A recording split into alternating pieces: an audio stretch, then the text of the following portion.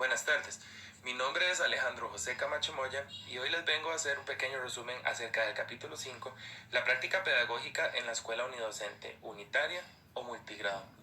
Este resumen contemplará diferentes aspectos de la práctica pedagógica en escuelas unidocentes, unitarias o multigrados, como lo son saber cómo es la práctica pedagógica en las escuelas unidocentes, cómo es la planificación, el planeamiento didáctico, cómo es el diagnóstico, ya sea comunal, institucional y de aula, la práctica docente ya propiamente dicha, cómo es la gestión del alumnado, por ejemplo en la elaboración de aspectos como el gobierno estudiantil, la formación de comités entre otros, y por último, cómo es la evaluación de los aprendizajes. Iniciaremos este resumen con el primer aspecto que tiene que ver con la práctica pedagógica en ambientes unidocentes, unitarios o multigrados. La práctica pedagógica es sin duda alguna el aspecto o el tema principal de todo el quehacer educativo. Es la brújula o es la guía para desarrollar procesos de aprendizajes que sean significativos y pertinentes para los niños y niñas de las zonas rurales donde se ubican los ambientes unidocentes, unitarios o multigrados. Las escuelas unidocentes, unitarios o multigrados son aquel espacio en el que la teoría se conjuga con la práctica para lograr procesos de aprendizajes efectivos, pertinentes y de calidad. La práctica pedagógica en que se desarrollan las escuelas unidocentes, unitarias o multigrado es única y tiene un valor pedagógico que en muchas oportunidades es menospreciado y es infravalorado. En algunos casos, la escuela unidocente, unitaria o multigrado es vista como una gran limitación que tienen los países, porque se considera que estas escuelas deben atender a los niños de forma separada, de acuerdo con su nivel, cuando la realidad no lo permite. Para estudiantes de escuelas unidocentes, no hay otro espacio más idóneo para que el alumnado y los docentes puedan desarrollar sus habilidades sociales, cognitivas y afectivas, como es este espacio que brinda las escuelas unidocentes, multigrados o unitarias. Estas instituciones son un espacio ideal y son únicas para el desarrollo integral de los y las estudiantes, porque no existe otro espacio educativo en el que participen estudiantes de diferentes edades para poder construir y reconstruir sus aprendizajes. Es entonces necesario que la práctica pedagógica que se lleve a cabo sea planificada cuidadosamente, ejecutada y evaluada, todo como un proceso recurrente, en el cual el docente o la docente organiza en un proceso de acción, de reflexión y de acción todo su quehacer pedagógico, con miras a desarrollar un proceso de aprendizaje pertinente y de calidad.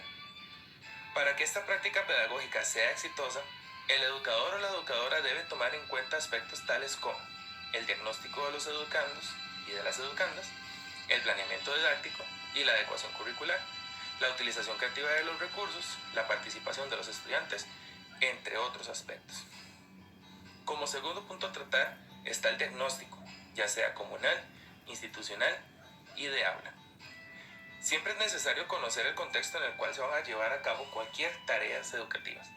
Por eso, es indispensable que los maestros y las maestras de las escuelas unidocentes lleven a cabo el proceso de diagnóstico de sus estudiantes, de la escuela como tal y del contexto comunitario en el que se ubica.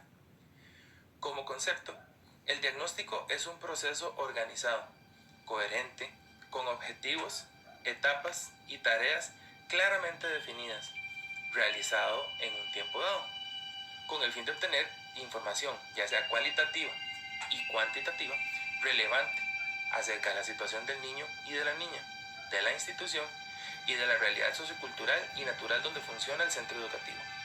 Esto permite comprender todas las situaciones y a la vez identificar las condiciones internas y externas que influyen en los aprendizajes del alumnado, como base para tomar las decisiones y programar las acciones orientadas a mejorar el nivel de los logros educativos. Existen una serie de pasos que son necesarios para lograr las metas esperadas. Dentro de ellas destacan el establecer un plan de trabajo, llevar a la práctica el plan que se establece, organizar la información, analizar la información, elaborar el documento con los principales hallazgos y por último divulgar esos resultados. A la hora de efectuar el diagnóstico, se pueden tomar en cuenta aspectos como por ejemplo, en el caso de los estudiantes, los padres o encargados, su nivel de ingreso en el hogar, las condiciones de la vivienda, la ocupación de los padres de familia, características de nacimiento, las condiciones físicas del niño o la niña, si padece enfermedades, el peso, la talla, cómo es su nutrición, la discriminación visual y auditiva, la lateralidad, las relaciones de tiempo y espacio, la imagen corporal, psicomotricidad, motora gruesa, motora fina, lenguaje oral, condiciones psicosociales como por ejemplo las relaciones con sus compañeros y sus compañeras, con la maestra y el maestro, con otros miembros de la comunidad, su responsabilidad, la colaboración, la autoestima, la conducta emocional, entre otras conductas. Aspectos del rendimiento académico como por ejemplo el nivel de rendimiento en las distintas asignaturas, el estilo y ritmo de aprendizaje, la motivación hacia el trabajo escolar, la participación en actividades curriculares y extracurriculares, tanto de los estudiantes, ¿verdad? Es lo que se puede tomar en cuenta a la hora de efectuar el diagnóstico. Con respecto a la institución, se pueden tomar en cuenta aspectos en su diagnóstico como por ejemplo los aspectos generales de la institución, la ubicación geográfica y administrativa, la historia de la escuela, la matrícula escolar, principales indicadores de rendimiento escolar en los últimos años, el porcentaje de aplazamiento, de deserción, de repitencia o de aprobación, la planta física, por ejemplo, el área total de construcción, el número de aulas, baterías de servicios sanitarios, el mobiliario, los recursos, materiales didácticos, programas o proyectos con los que se participa, con los que se cuenta, los servicios de la institución, organizaciones de apoyo, como por ejemplo la Junta de Padres, Junta de Educación, algunos entre otros organismos gubernamentales que apoyan o bien no gubernamentales también que puedan apoyar el trabajo en la institución, las fortalezas y limitaciones de la institución, el croquis de la institución, el horario que tiene la institución, el planeamiento que se utiliza, las orientaciones educativas, ya sean nacionales y regionales, que utiliza la institución. Por último, en los aspectos del diagnóstico de la comunidad, se pueden tomar aspectos de la comunidad como por ejemplo el nombre de la comunidad, dónde cuáles son sus límites, el nombre de las comunidades aledañas, entre otras, la reseña histórica de la comunidad, por ejemplo, cuál fue la fundación, los fundadores, la evolución de las actividades económicas, el croquis de la comunidad, aspectos geográficos como la hidrografía, el clima, la vegetación, la fauna del lugar, los principales productos que se cosechan, características de la población como por ejemplo el número de pobladores, los niveles educativos de las personas que viven ahí, el nivel socioeconómico, el nivel de salud, los problemas que se enfrentan, las principales instituciones de la comunidad, los servicios públicos que se encuentren, medios de transporte, medios de comunicación, las principales actividades que se llevan a cabo como por ejemplo actividades deportivas, culturales, religiosas, económicas, educativas, entre otras. La lengua materna, si se habla de otras lenguas, las organizaciones y comités comunales, principales líderes comunales de la región, tradiciones y costumbres que se destaquen, las fortalezas de la comunidad, los recursos que cuenta la comunidad y por último los problemas que puedan estar afectando a la comunidad.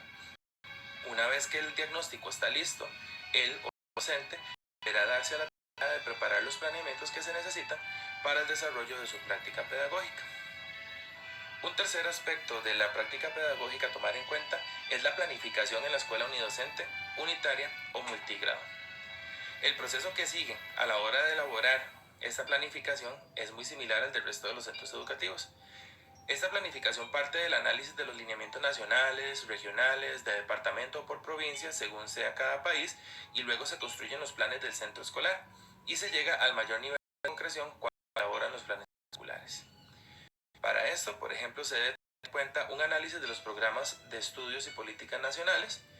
En este caso se deben analizar las políticas y los movimientos ya sean nacionales, provinciales, departamentales o regionales. Esto es el primer nivel.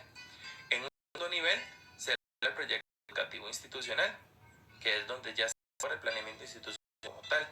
Y en un tercer nivel se habla de construir los planes curriculares, que se habla del plan anual, las unidades didácticas, planeamiento diario. Con esta base de planificación y los resultados del diagnóstico común, institucional y de grupo, él o la docente estará preparando o se va a estar preparando para iniciar las acciones y así elaborar también el proyecto educativo institucional, el cual permite a la comunidad educativa llevar a cabo un proceso de planificación estratégica adecuado a la realidad social, económica, cultural, educativa, entre otros.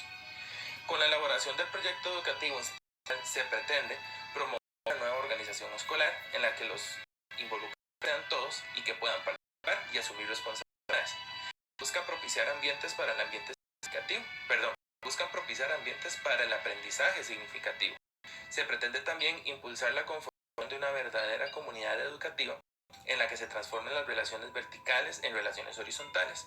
Se pretende integrar todos los procesos institucionales, fortalecer una cultura de conocimiento y la convivencia, reforzar la identidad y el significado de la institución educativa y por último se pretende dinamizar la planificación y el desarrollo institucional. En la elaboración del proyecto educativo institucional, el maestro o la maestra de la escuela unidocente debe tomar en cuenta las tres grandes áreas propias de la planificación institucional en una escuela unidocente, que son la parte técnico-pedagógica, la de gestión o de área administrativa y por último la de trabajo comunitario, como se vio en el trabajo anterior. Para construir los proyectos educativos institucionales se requiere ejecutar 5 etapas, que son la sensibilización, el diagnóstico, el diseño, la ejecución de la etapa educativa como última. Cada una tiene una serie de elementos a tomar en cuenta. Por ejemplo, en la sensibilización se toman aspectos como la motivación, el estudio de la realidad, la investigación, la concertación, la toma de decisiones y los compromisos. En el caso del diagnóstico, se pretende la investigación y análisis de, por ejemplo, el contexto, los actores, los insumos, el ambiente, fortalezas, oportunidades, debilidades, amenazas, recursos y la priorización de estos. En el caso del diseño, se toma en cuenta la visión, la misión, las políticas, los objetivos, las metas, las estrategias, las acciones en las áreas de gestión, técnico-pedagógica comunitaria, por último el monitoreo y la evaluación. Y en la parte de ejecución, las acciones del proyecto educativo institucional se concretan en el plan institucional, el cual contiene las acciones planificadas para un tiempo corto, como lo es, por ejemplo, un año escolar. Y por último, tenemos la etapa evaluativa. Con todo esto, se tiene la intención de organizar y llevar a la práctica las acciones que requiere la escuela unidocente, unitaria o multigrado, para desarrollar una práctica educativa que permita que los niños y las niñas logren su desenvolvimiento personal, social y cognitivo, con miras a que puedan tener una vida de calidad y el desarrollo pleno de sus potencialidades. Como cuarto aspecto de la práctica pedagógica en escuelas unidocentes, unitarias o multigrados, tenemos el planeamiento didáctico en dichas instituciones. Antes de iniciar la construcción de los elementos didácticos, los docentes unitarios deben conocer a los niños y a las niñas, el contexto comunitario, las áreas de saber, la pedagogía, la psicología, la epistemología, entre otras áreas de la especialidad. El docente es el responsable profesional del trabajo en el aula. Es al docente al que le corresponde elaborar una propuesta de programa que fundamentalmente se definan las estrategias de enseñanza que se realizarán en un curso escolar. Además del conocimiento en estas áreas específicas, él o la docente tiene que tomar la decisión de qué tipo de planeamiento va a efectuar. Puede decidirse por un planeamiento por asignaturas o por una integración curricular. Los educadores y educadoras unidocentes son los que toman las decisiones, no solo para un solo nivel escolar, sino que deben de tomarlo para 6 niveles de forma simultánea. Hay personas que proponen la aplicación de un currículum integrado por medio de la elaboración de unidades didácticas, por ser una forma práctica y eficaz de organizar el currículo escolar. Esto permite a los educadores y a las educadoras organizar el trabajo de los niños y las niñas a partir de un eje común, lo que se conoce como unidades correlacionadas. Por ejemplo, elaboran planeamientos que son más complejos, mientras que existen otros que elaboran planeamientos muy sencillos y hasta simplistas. En ese sentido se recomienda el trabajo en equipo con varios docentes, en lo que anteriormente habíamos estudiado como redes de trabajo o trabajo en red. Esto permite la búsqueda de estrategias en conjunto que permitan una permanente búsqueda de prácticas pedagógicas de calidad. Para el trabajo de unidades correlacionadas, que es el más recomendado, se requiere el desarrollo de 6 pasos que son fundamentales en la elaboración de una unidad de aprendizaje. El primer paso tiene por nombre el estudio de realidad. En este estudio se analiza la información de los educandos, la institución y la comunidad. De esta forma se determinan las necesidades, los intereses, las expectativas, los recursos humanos, los asuntos problematizadores, entre otros, que pueden ser como asuntos generadores. Además, se revisan los programas de estudio para determinar las temáticas por tratar, de las cuales también se pueden extraer asuntos generadores. Como segundo paso tenemos la selección del asunto generador. En este caso se selecciona una necesidad o problema encontrado en el estudio de la realidad o temáticas de los programas de estudio. Esa necesidad o problema se convertirá posteriormente en el asunto generador de la unidad correlacionada. Como tercer paso tenemos la redacción de la justificación de la unidad. En este caso se redacta la razón o justificación de la unidad como el asunto generador. Como cuarto paso, la selección de los objetivos, contenidos, actitudes, valores y aprendizajes a evaluar. En este caso, se redacta la justificación, ayuda a englobar este asunto generado, ¿verdad? Relacionando aquellos objetivos, contenidos, actitudes y valores que se necesitan aprender y también por evaluar. Quinto paso, tenemos la redacción de las actividades de mediación. En este caso, los maestros y maestras redactan actividades de mediación para los diferentes niveles escolares, correlacionando las diferentes disciplinas. Para la selección de las actividades de mediación se recomiendan las siguientes características pedagógicas: que éstas respondan al proceso implícito en el objetivo, deben ser actividades significativas, deben ser actividades correlacionadas entre las diferentes asignaturas, deben tener implícitos temas transversales, deben seguir un orden lógico, por ejemplo, actividades iniciales, como ideas previas, como incentivación, deben tener actividades de desarrollo, como también deben tener actividades de cierre, ¿verdad? Como es el caso de una evaluación formativa o una evaluación sumativa, dependiendo de la programación. Estas actividades deben ir de lo concreto a lo abstracto, deben ir de lo más cerca a lo más lejos, deben propiciar el aprendizaje por proyectos, esto es lo que hablamos como un proceso de investigación, deben promover la producción, deben incluir trabajos individuales y grupales, deben incorporar técnicas para la enseñanza y para la comunicación, por ejemplo las preguntas poderosas, deben ser actividades lúdicas que se pueda aprender, por ejemplo, jugando, deben desarrollar los objetivos y contenidos señalados en la unidad para cada una de las asignaturas. Por último, esas actividades deben promover el cooperativismo. Como sexto paso, tenemos la elaboración de la minuta, que es, una vez que la unidad está elaborada por grupos de docentes, cada educador debe elaborar una minuta, el cual es un instrumento que ayuda a orientar el trabajo en el aula, tanto para el docente como para los alumnos. Y por último tenemos los análisis de resultados de la unidad. Una vez que está puesta en práctica la unidad por el grupo de los docentes, cada educador o educadora de forma individual debe revisar los objetivos propuestos en ellos y debe identificar si todos los procesos de aprendizaje se cumplieron, y si no es así, tenerlo presente para incluirlo en una nueva unidad. Como quinto punto de la práctica pedagógica en escuelas unidocentes, unitarias o multigrados, se refiere a la práctica pedagógica propiamente dicha. La escuela unitaria o multigrado, como se ha mencionado, favorece el trabajo cooperativo, el intercambio de saberes, la solidaridad, la autonomía, los valores democráticos, el aprender a aprender, aprender a enseñar, entre otros aspectos. Dentro de esos factores se van a detallar tres a continuación. 1. El trabajo cooperativo. Esto significa que los niños y las niñas de diferentes niveles escolares y con diferentes edades comparten experiencias de aprendizaje en las que de forma natural los más grandes ayudan a los más pequeños en un ambiente en el que el respeto, la solidaridad y los valores democráticos cumplen un papel fundamental. También dentro de este aspecto se requiere que se les permita a los niños y niñas participar en la toma de decisiones de los diferentes aspectos que intervienen en su proceso de aprendizaje. Cuando los alumnos y las alumnas participan en la definición de temáticas que deben ser abordadas, sugieren técnicas y estrategias de trabajo, formulan actividades para evaluar el trabajo de aula y las distintas formas de organización que se requieren para cumplir con los propósitos establecidos. Los niños y las niñas se comprometen en ese sentido plenamente en su propio proceso de aprendizaje y en el de sus compañeros. Otro aspecto es el aspecto de la autonomía. Esto permite que los y las estudiantes logren, con el apoyo del docente o de la docente, construir aprendizajes sin que medie constantemente la participación del docente o la docente dicha.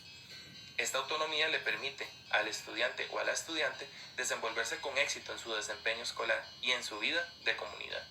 Para esto, tanto niños como niñas deben de tener conocimientos del acontecer diario del aula y además tener la posibilidad de participar en la toma de decisiones relacionadas con su proceso de aprendizaje. Otro aspecto que se destaca en la enseñanza de escuelas unidocentes es la diversidad.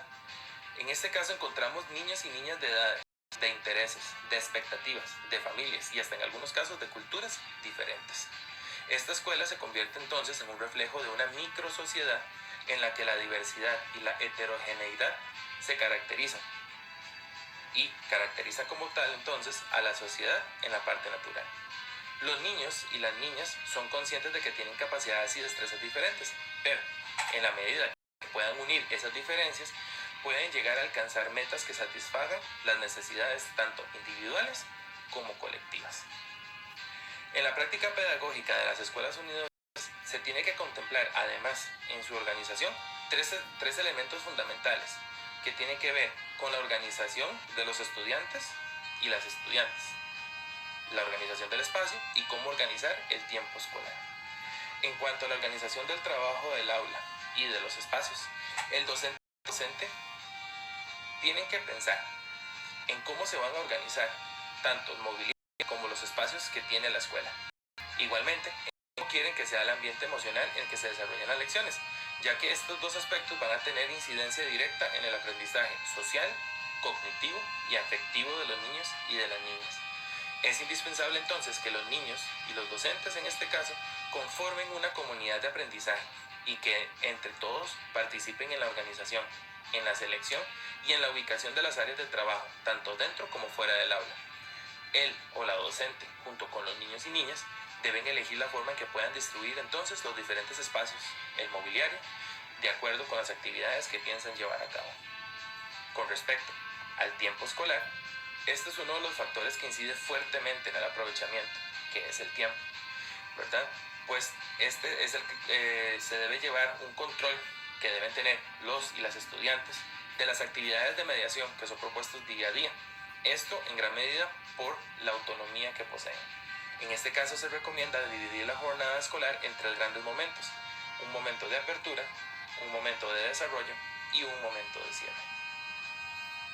Como sexto punto de la práctica pedagógica en escuelas unidocentes, unitarias o multigrados, tiene que ver con la gestión del alumnado, entre otros, la formación de gobiernos estudiantiles, los comités, entre otros. Además del trabajo tutorial que se le puede asignar a los estudiantes, donde se recomienda que todos puedan ser tutores a su manera mediante su autonomía, también se deben elegir líderes o lideresas por niveles que ayuden a coordinar el trabajo para cada nivel o funcionar como intermediario entre el docente o la docente y su grupo de trabajo. Para el trabajo de liderazgo también se recomienda el constante de rol para que todos tomen diferentes posiciones en diferentes momentos. La organización de gobiernos estudiantiles ayuda a que los niños y las niñas puedan participar en verdaderos procesos de elección democrática, en la que se puedan vivenciar todos los detalles de unas elecciones estudiantiles orientados tanto por el educador o como por la educadora. Si los grupos son muy pequeños, en este caso se pueden llevar a cabo procesos de selección de directivos de clase. Como último aspecto de la práctica pedagógica en la escuela unidocente, unitaria o multigrado, tiene que ver la evaluación del aprendizaje en la escuela. El docente o la docente de la escuela unidocente, dentro de su gran y responsable quehacer educativo, debe plantearse la evaluación como un instrumento esencial, sin el cual no se puede conocer si su práctica pedagógica ha sido o está siendo eficaz y si se está traduciendo aprendizajes significativos, concretos, reales y objetivos en el alumnado que se le ha sido concedido. La evaluación entonces responde a una manera de escuchar, de conocer, sin perder de vista el logro o de la docente, ni de las alumnas ni los alumnos, para acompañarlos a sus particulares modos de aprender. Por lo tanto, requiere que el docente o la docente desarrolle actitudes de observación, de adecuación a las necesidades personales de cada uno de sus alumnos, que lo impulsen a analizar qué sucede en el para tomar decisiones en cada caso y reorientar y modificar, si fuera necesario, el trabajo de su práctica docente, dando la evaluación en función de una evaluación integral y holística. La evaluación en la unidocente da entonces a estrategias. La primera es la autoevaluación, que significa evaluar a sí mismo. Aspectos sobre los cuales los alumnos y alumnas pueden hacer una autoevaluación podrían ser el trabajo realizado, sobre materiales, sobre la presentación de sus escritos, como por ejemplo, tienen que leerle en forma ordenada, la claridad de los conceptos, entre otras cosas. Puede ser una evaluación según edades. La forma de evaluación es la coevaluación, que significa aquella evaluación que se da entre pares o compañeros de aula o grupo. En este caso se puede realizar esta evaluación en asambleas o plenarias de aula, o también en la evaluación o exposición de trabajos o proyectos. Se requiere para este caso cierto grado de madurez de grupo. Se ocupa de respeto para poder evitar entonces apreciaciones arbitrarias y que no tengan objetividad. ¿verdad? Para que en este caso no se generen rivalidades, divisiones y conflictos en que los niños y las niñas del grupo pueden llegar a caer. Por último tenemos la heteroevaluación, que en este caso es una evaluación realizada por agentes externos al proceso de aprendizaje, como el propio o propia docente o otros del centro educativo, como en el caso de la escuela universitaria pueden ser los padres y madres del niño. En esta evaluación es central, es muy importante valorar el aprendizaje real que han logrado los alumnos y alumnas, porque esta es muy rica por los usos y posibilidades que ofrece, pero también es muy compleja por las dificultades que supone y valorar la actuación de alumnos y alumnas. Sea cual sea la evaluación a utilizar, siempre debe estar bien planificada por el docente o la docente para evitar contratiempos o elaboraciones de juicios de valor. Por tanto, la evaluación se debe caracterizar por ser una instancia destinada a mejorar la calidad de los aprendizajes, constituir parte integral de la enseñanza, evaluar competencias dentro de contextos significativos, debe llevar a cabo a partir de situaciones problemáticas, centrarse en las fortalezas de los estudiantes, debe constituir un proceso colaborativo. La evaluación debe diferenciar evaluación de calificación, constituye un proceso multidimensional y debe utilizar el error como una ocasión de aprendizaje. Por último, se debe buscar entonces que la evaluación sea formativa en el sentido de que debe acompañar el proceso de aprendizaje para mejorarlo y para tomar las medidas correctivas que sean de forma inmediata. La evaluación debe ser continua, porque esto es un proceso. Como es una parte educativa, no se puede evaluar en momentos aislados, sino que se debe evaluar a lo largo del propio desarrollo. La evaluación debe ser integral, porque considera todos los elementos y procesos que están relacionados con el objeto de evaluación. Se debe entonces tomar en cuenta el conjunto de las áreas que se trabajan, las capacidades a lograr, el desarrollo de cada alumno y alumna. La evaluación debe ser individualizada, porque se las características de aprendizaje de cada alumno o alumna, garantizando así el hecho de la diversidad y que cada alumno o alumna pueda constituir sus propios aprendizajes, de acuerdo a las posibilidades que cada uno tiene. La evaluación debe ser cualitativa, busca escribir, explicar e interpretar los procesos que tienen lugar en el entorno educativo, considerando así todos los elementos que intervienen. Se fija más en este caso la atención, la calidad de las prácticas realizadas en los procesos logrados, en la cantidad de los resultados.